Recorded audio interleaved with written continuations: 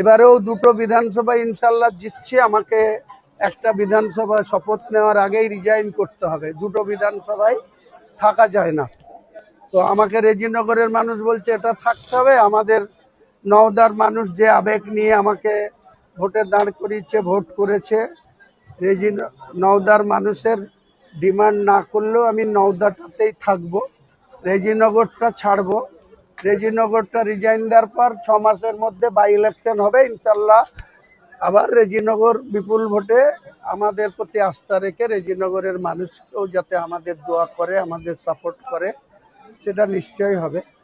আর নওদাটা আমি লোকসভা ভোট পর্যন্ত আছি, লোকসভাতে বহরমপুরে দাঁড়াবো ইনশাল্লাহ, ওখানে জিতবো, এমপি হব। তখন নওদাতেও আমাদের যোগ্য ক্যান্ডিডেটকে নওদাতেও 2029 সালে বিধানসভা আমাদেরই পার্টির আমজনতা উন্নয়ন পার্টির প্রতীকেই জিতিয়ে আনবো, সেটা দায়িত্ব।